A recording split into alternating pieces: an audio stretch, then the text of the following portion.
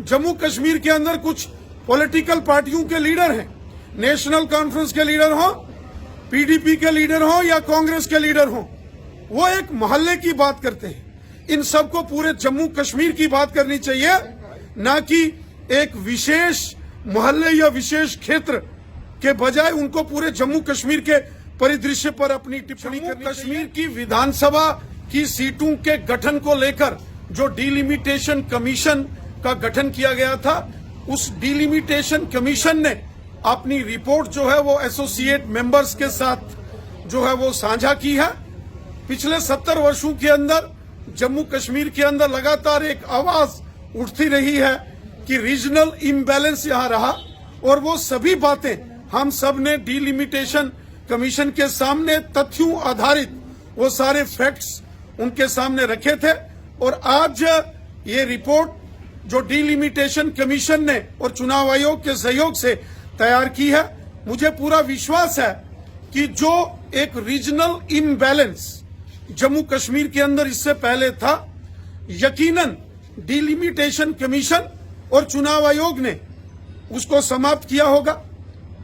जम्मू कश्मीर के अंदर 70 वर्षों में हमेशा से ही ये आरोप लगते रहे हैं कि जम्मू संभाग को उसका हक नहीं दिया गया, और ये सभी बातें हमने डिलिमिटेशन कमीशन और चुनाव आयोग के सामने रखी थी, और अलग अलग पॉलिटिकल पार्टीज के लीडरों ने भी ये सारी बातें जो हैं वो चुनाव आयोग और डिलिमिटेशन कमीशन के सामने रखी हैं। मुझे विश्वास है कि अब की बार जो डिलिमिटेशन कमीशन ने एक सारी मेहनत और एक्सरसाइज की है, यहाँ के लोगों की जो एस्पिरेशंस हैं, यहाँ के जो फैक्ट्स और फिगर्स हैं, उनके मुताबिक उन्होंने एक बहुत ही ट्रांसपेरेंट जो रिपोर्ट जिसमें सबको उनका हक मिले, इस प्रकार से उन्होंने जरूर प्रयास किया होगा।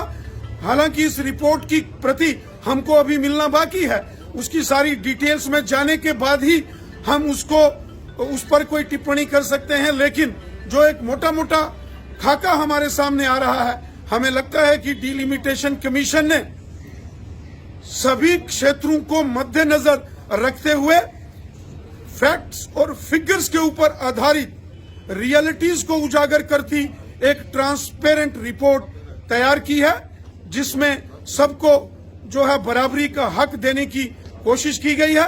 जम्मू कश्मीर के अंदर कुछ पॉलिटिकल पार्टियों के लीडर हैं, नेशनल कॉन्फ्रेंस के लीडर हो, पीडीपी के लीडर हो या कांग्रेस के लीडर हो, वो एक मोहल्ले की बात करते हैं। इन सबको पूरे जम्मू कश्मीर की बात करनी चाहिए, ना कि एक विशेष मोहल्ले या विशेष क्षेत्र के बजाय उनको पूरे जम्मू कश्मीर के परिदृश्य पर अपनी टिप्पणी करनी चाहिए।